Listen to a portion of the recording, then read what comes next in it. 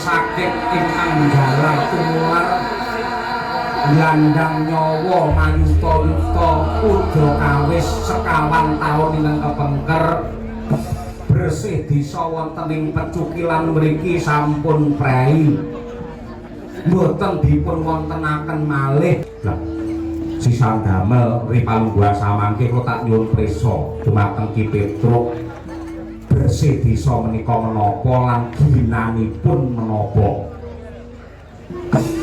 bersih desa ki tegese resik resik secara lahir lan uga resik ing bab batin dalane ya didandani papan ibadahe ya diresiki wewangunane ya digawe saya becik ning aja nganti lali atine batine menungso sing mapan ana kono ya kudu melu diresiki wong bersih desa ki yektine ana 3 perkara sing wigati tur kuwi ora tabrakan karo piwulangi agama mergo isine wong bersih desa kuwi siji tandha syukure menungso karo Gusti sing gelar jagat angka 2 kanggo srana sedekahe para kawula angka 3 ya kuwi kanggo srana nyambung talining paseduluran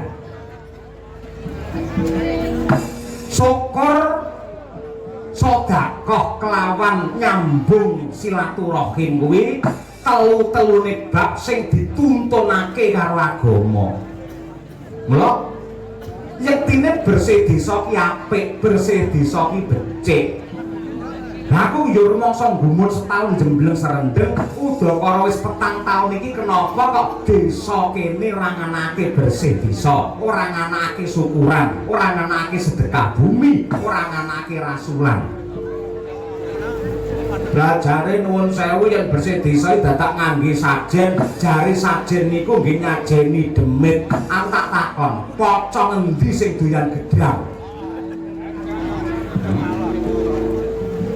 gendruwo endi sing doyan panggang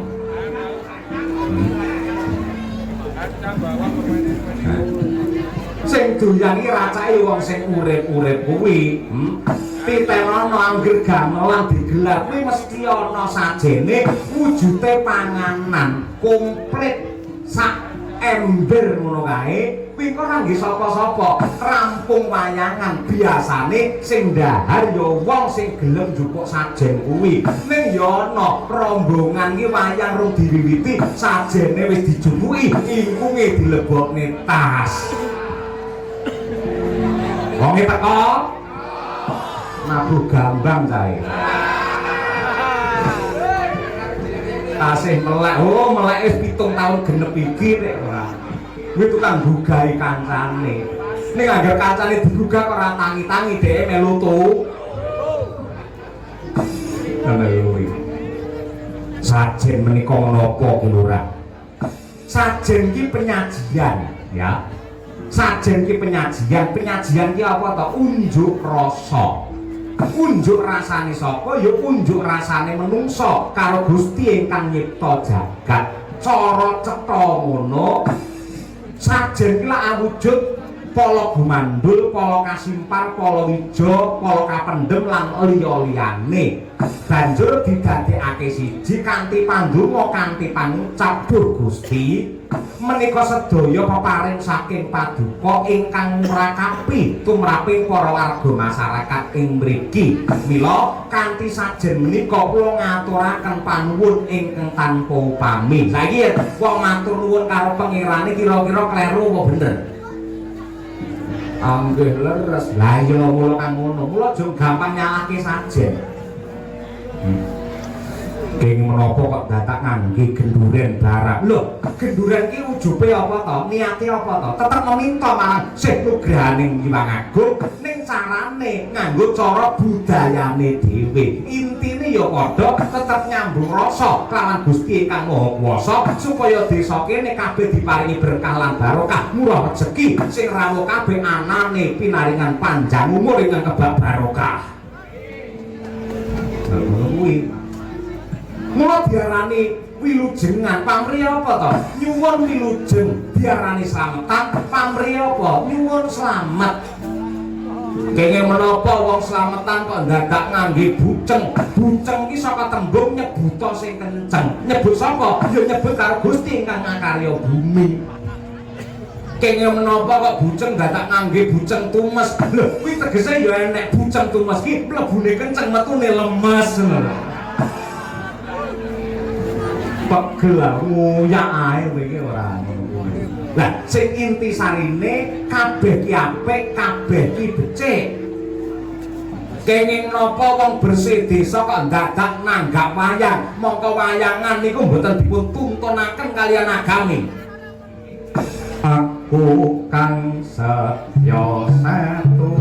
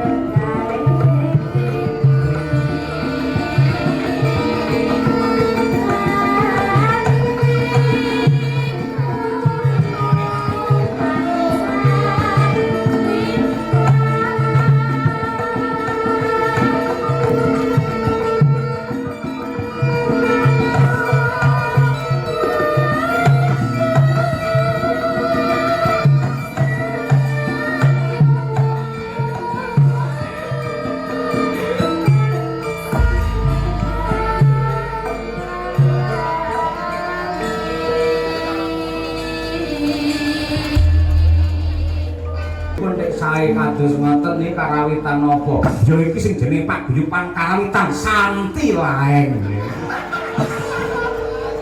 Iki karawitan wong ruwat ya Santi Laeng. Santi Sari. Ya kaya ngono kuwi. Diarani karawitan saka tembung rawit, ngrawit iki tegese alus, titenono. Wong yen seneng nabuh gamelan, seneng karo karawitan, mesti batine alus. Sing nabuh gamelan diarani yoga utawa wiyoga. Wiyoga iki tegese semedi, sawangen. Sing padha nabuh anggere jam 1 bengi mesti padha semedi kabeh.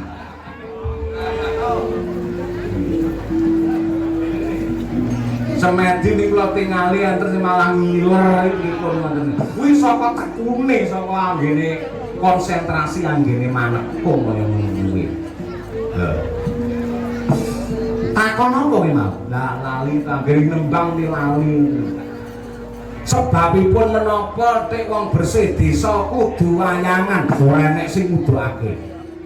Ning kathah-kathahe mesti nanggap wayang. Mongko wayang niku mboten dituntun-tuntunaken kalian agami pungkasan, mboten dipun warahaken kali utusaning Gusti ingkang pungkasan. Nggih menapa dadak ngangge wayangan. Bose ta bose. Kuwi wong endi? Pecuk-pecukilan. Pecuk-pecukilan ki puwone ngendi? Pulau Jawa. Lah sing jenenge wong Jawa ki ya sing Jawani. Ora mung babakan wayang, yen perlu awane tayub bengine wayang. Apa kok diarani tayub ditata mendo guyub? Mergo ora ana gaman sing ampuh kejaba mung gaman guyub, ora ana gaman sing ampuh kejaba mung gaman kerukunan. Titenono wong tayuban kae, sing ibing, sing beksa, sing joget, racake mesti guyub rukun. Ora enek wong mabuk, wong mendem ora enek kene. Mergo tayub ki ditata menda guyub kaya ngono kuwi. Ngangge wayangan iki yo tinggalane para mbah-mbahmu biyen. Ning kula mboten seneng nonton wayange kala mangsa niku tabrakan kali agama. Anggere sindene niku anggere pun ngadeg joget bokonge mega-mega. Niku kula nyawang yo bingung yen disawang mari dosa ora disawang kok mubadir. Nah, saiki ngene. Pijanjane kari niate wonge dhewe. Wis to, kowe mbok dadi jamaahe wong pengajian pamane suwane sabiru tobang ngene kusidang kae. Ya. Lek niatmu ya kuwi golek kawruh, golek ilmu, nggih gedheske ya kuwi karo agama. Kuwi ora ana dosane yen niatmu kleru. Aku teko ning pengajian mergo ning kono sok-sok enek jamaah putri iki sing ayu. Aku pengen nyawang kuwi. Lek niate kleru ngono kuwi kudune dadi pahala, akhire dadi dosa. Padha karo wong ibadah, padha karo wong salat kae. Salat 5 wektu hukume wajib. Yen ditindakake bakal dadi ganjaran, yen ditinggalake dadi dosa. Ning niate sing salat ki piye dhisik? Yen niate salat ki pancen netepi rukun 5. Manembah karo Gusti Kang Maha Kuwasa ora ana dosane malah dadi anugrah utawa kanugrahan sing gedhe. Ning kosok baline lek salatmu mergo nggih pamer karo para tuwa, pamer karo bapakmu, bapakku rene, para tuwa rene. Aku tak salat nek diarani wong kusuk. Lah niatmu kaya ngono wis salatmu blas rene apa-apane. Padha karo wong tindak ana tanah suci ibadah haji kae. Yen niate tulus suci kanggo nyempurnakake rukun 5. Kuwi ora ana dosane, malah dadi becik kebak berkah. Yen anggere munggah kaji, kok niati pamer karo tangga teparo. Iki lho wong bertakwa, iki lho wong mampu, iki lho wong sugih, iki lho wong suci. Lek niatmu pamer ngono kuwi, kajimu ora entuk apa-apa, mung kelangan dhuwit karo kesel tok gitu. Padha karo piyai mirsani wayang ya ngono. Niate nonton wayang piye? Yen nonton wayang gatek kewejangan, gatekke crita, gatekke piwulan, ora ana harame. Sing marai karang kuwi ndelok wayang niate kleru, ora gatekke lakon, ora gatek kewejangan, ora gatekke piwulan, ning teko ning wayangan butuhe ngarep mentelengi sinden.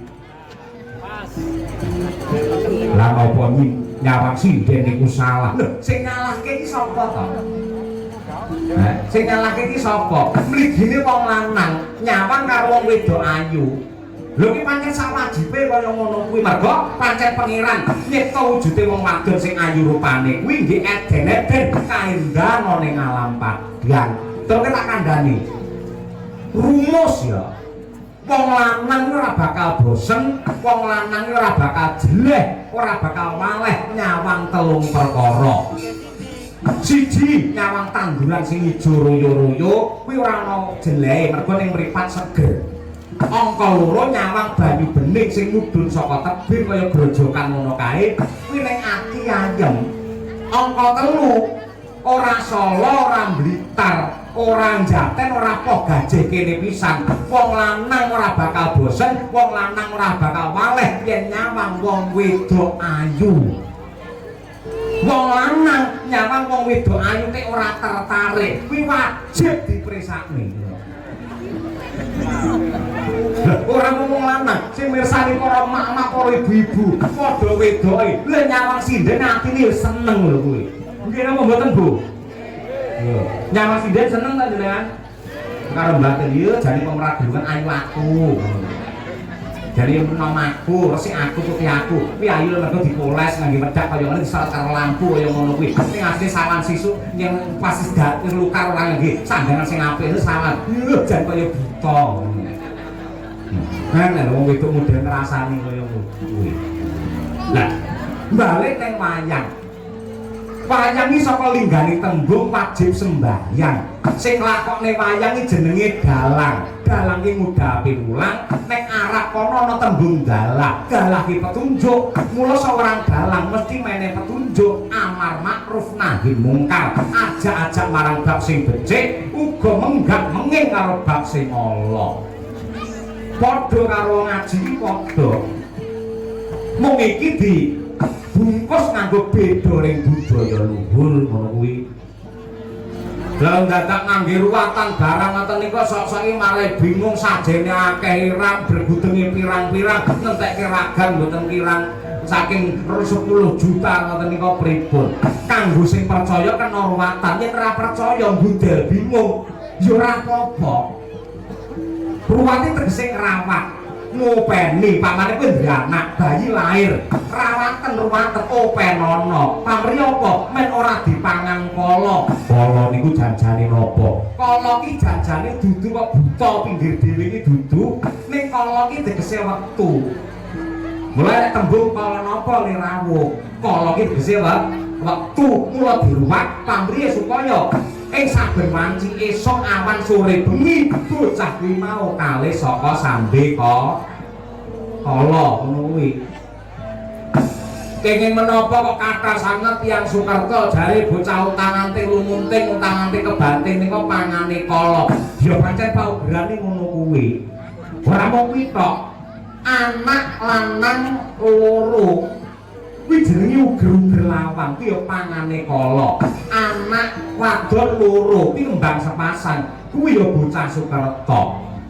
Anak lanang wedok kuwi jenenge kedono kedini wedok lanang kedini kedono kuwi ya bocah Sukerto. Sendang kabeh pancuran anak telu lanang wedok lanang kuwi ya pangane kala.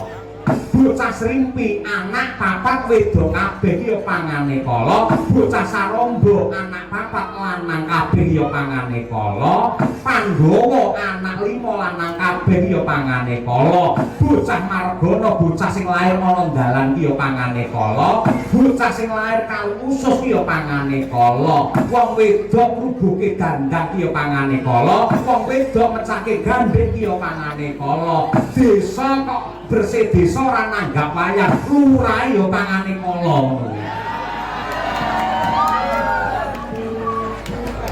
Ya manunging kalang banak lar pangga muncar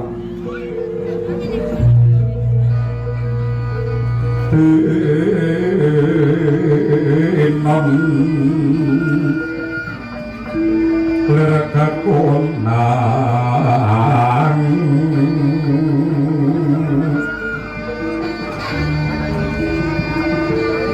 dipun ewe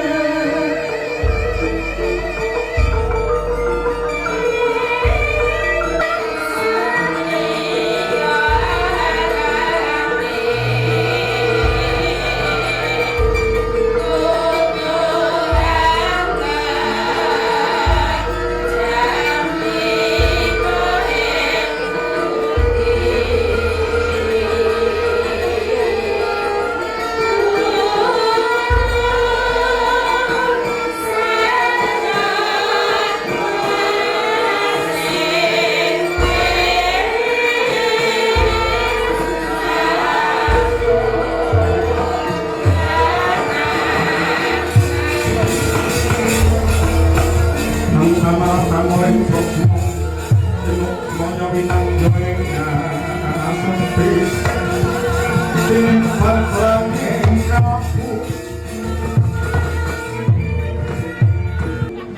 condong, kula rumaja monggo sesarengan bangun desa kula percaya barang niku yen abot banjur disangga wong akeh niku mangke dadi enteng.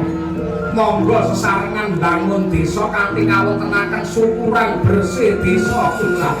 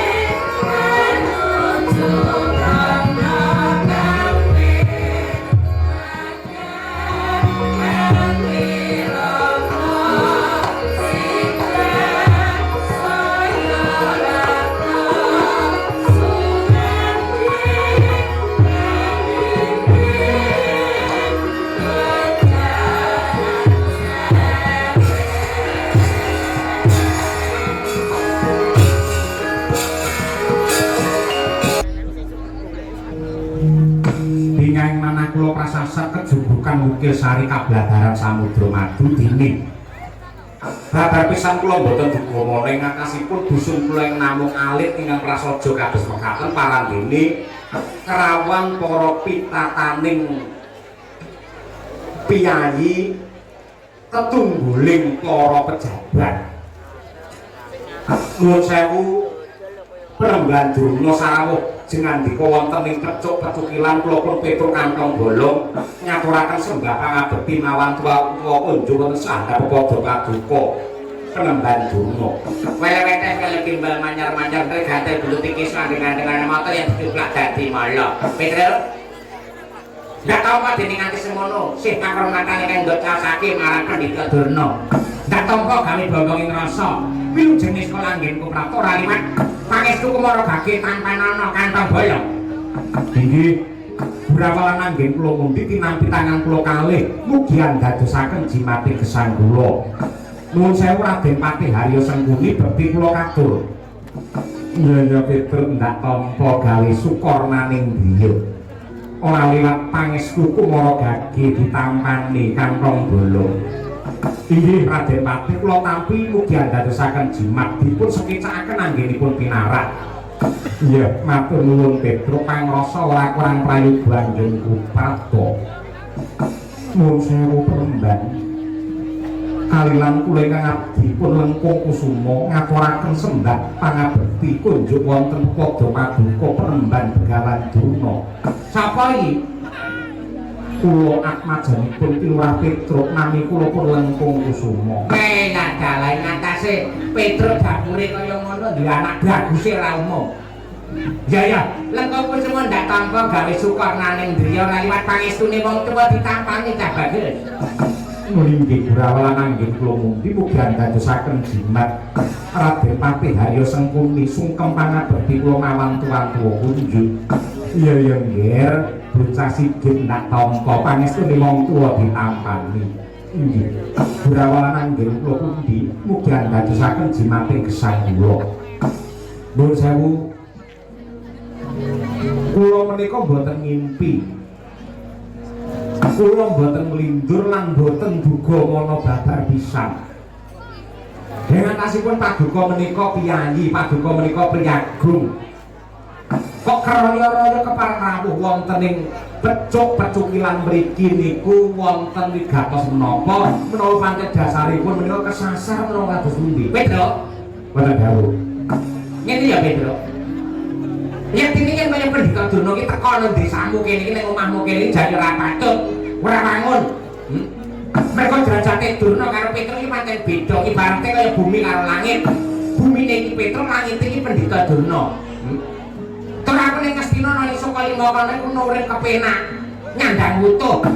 Bali Wisma sang gedhe magro-magro. Aku teko kene wis sarwa bingung, sarwa gumun. Omahmu iki jane madhepe ndi selawange pirang-pirang lho.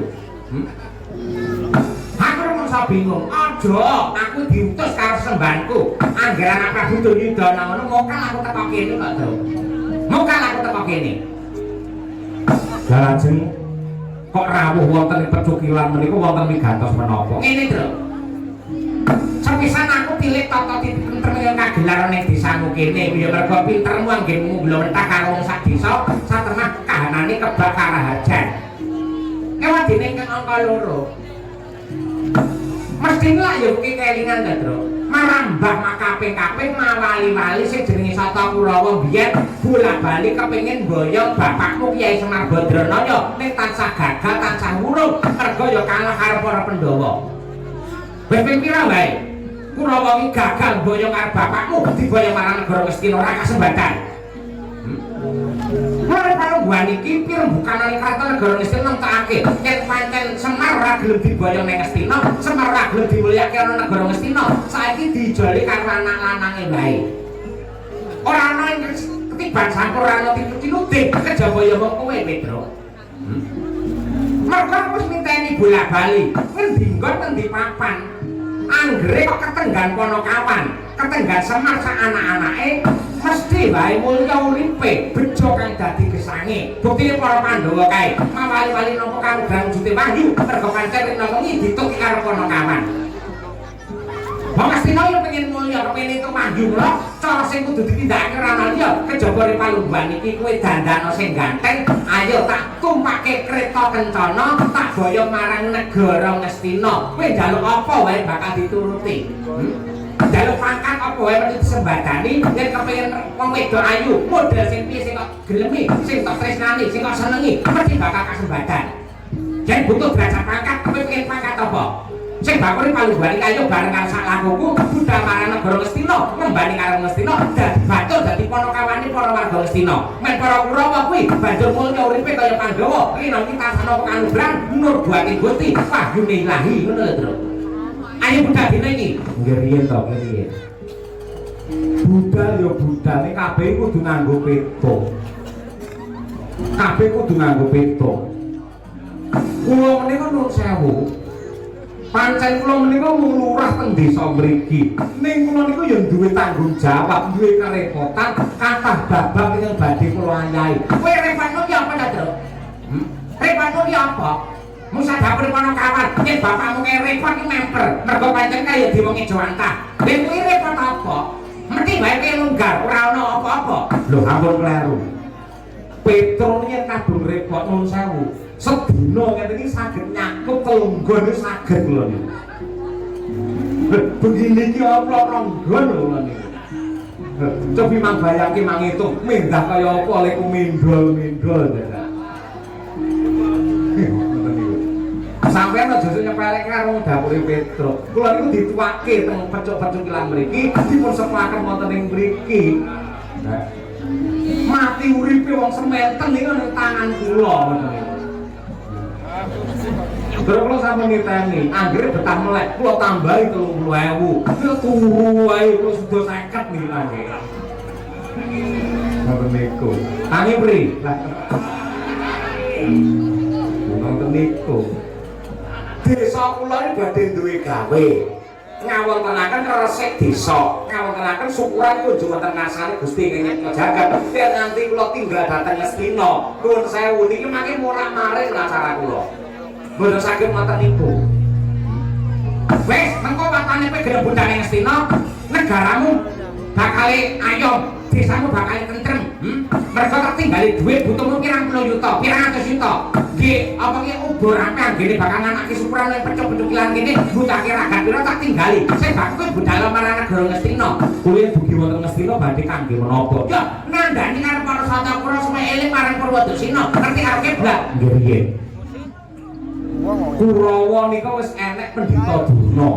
Pun enten Pendhita Kalkanda Sang Mahatma Bisma, pun enten Resi Kerpa, pun enten Narendra Ngawangga Prabu Karna Basusena. Nika wong apik kabeh kudu sampeyan yo wong becik.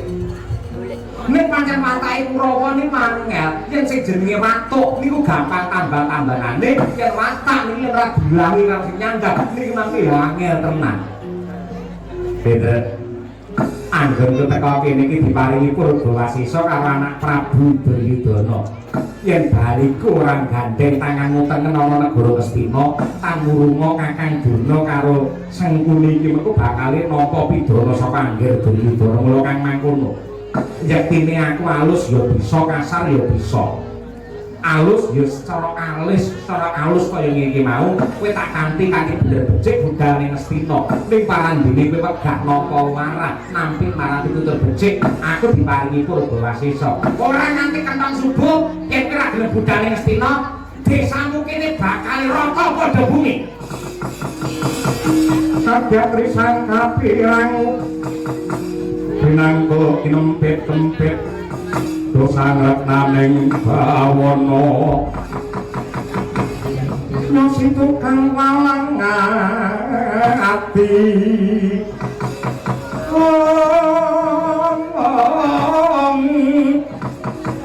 nyusi tukang sing bias nyusi tukang sing bias nyusi tukang kudu are budalo Pedro aja mang-mang aja ragu-ragu ora bakal tiba ning Padacul tiba ning kasur bangun tinggal kabak kamulyan mapan nang negara Ngastina hormati karo wong pirang-pirang disubya-subya karo wong akeh mula kowe budalo Primanunggani Ngastina wis apik ora kaya mbiyen yen yen pancen kondang ratune iki hampang angkara murka digang adiguna ning negara Ngastina saiki wis apik pendak dina bocah-bocah yang mapan oleh pawiyantan, bocah-bocah yang mapan oleh sekolah diwenehi wujude pangan sing mau babat pisan ora nggunakake probio tegese mangan gratis wis diwenehake karo Ratu Ngastina para kabeh para bocah-bocah sing kepala sekolah ning kono lho ngene kula nggih ngertos, kula nggih nyinau pancen Ratu Ngastina Duryudana nika menedaran karo para kawula menedaran karo bocah sekolah pancen dilemu awake yen wis lemu nika mangke bakal dicak karo panguasane Duryudana nggih napa mboten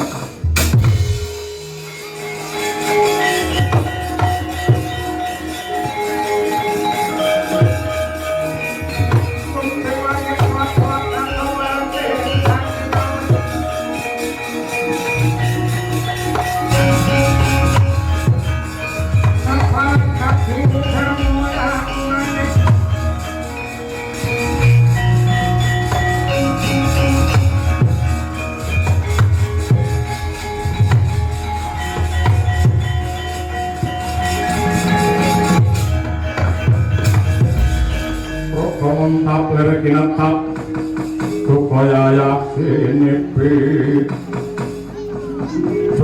basa kaklok sing dadi mustakamu dirubung aler panunggan iki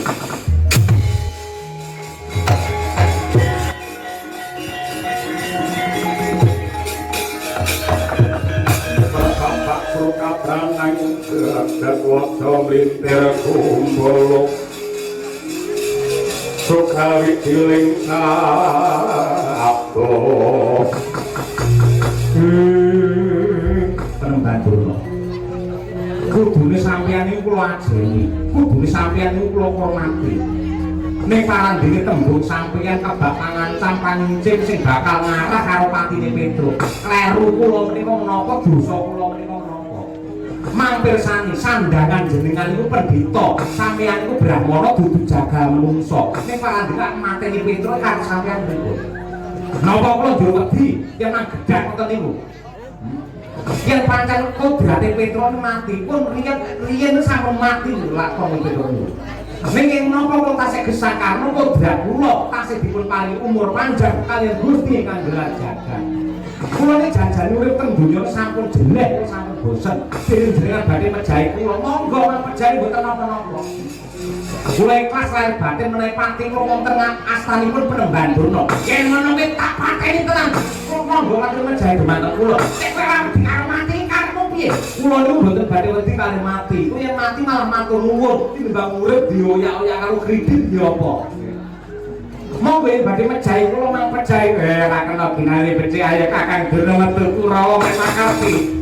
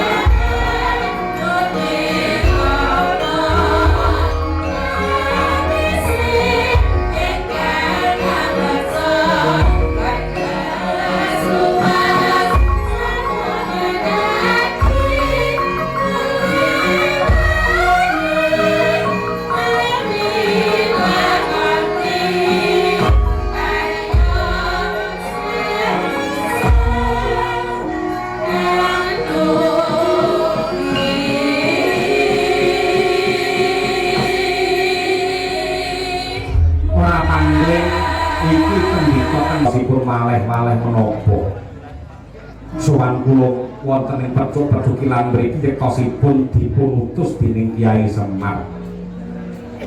Kyai Semar menika rumaos bingung raosipun kuwatos batosipun. Semenipun wonten bab ingkang ngridu wonten penggalihipun Kyai Badranaya magepokan kalian kawontenan ingkang mapan wonten ing pecuk-pecuk ilang. Mila daya-daya merintah dumateng kula pun anoman supados sonjo tilik wonten kahanan pecuk-pecuk ilang mriki Kyai Petruk. Aku percaya sapa wae ingkang garbi sedilayu mesti bakal manggih rayu buktine sajroning desaku kene man ketekan bebaya para sata Kurawa yang dipandhegani karo Pendhita Drona kelawan Patih Harya Sengkuni sing bakal nggawa Petruk marang negara Ngastina. Satemah bantah dedah gedhe pangancam pangincime Pendhita Drona lan Sengkuni bakal ngarah karo patine Petruk bakal ngrusak karo desaku. Lah pitulungan saka Hyang Agung lantarane kowe man kowe teka kene pancen ya menawa iki dadi srana pengayoman saka pengiran kanggo nyelametake bumiku ing pecuk ilang kene. Upama kowe tak perintah mundurake saka Kurawa ya isih sago. Nggih. Tartamtu kemawon badhe kula tindakaken kanthi lila gawe ikhlas ing manah kula. Kula sampun apa kalian watakipun para sata Kurawa saben ketingal damel gendro, damel kisuh, damel hidup. Mila Ki Petruk laturi pinarak ingkang prayogi kula mangke ing badhe ngrambungi. Pak, matur nuwun yen pancen kaya mengkono. Pripalungguhan iki sakutuhe ndak barengake marang kowe Anoman. Aku bakal nganti karo anakku Lengkung Kusuma manjing ning sanggar pamujan nyuwun pengasih saka Hyang Agung muga-muga kali saka bebaya ing pecuk-pecuk ilang Ki Sabar lan Ki Subur tetep ditata kanthi becik, ditata kanthi apik, anggene bakal nganakake syukuran desa mbangun marang desa pecuk-pecuk ilang. Muga-muga gegayuhan ingkang hanjok marang karahayon lan karahajan iki dadi sesanti mrih mulyane wong sak desa.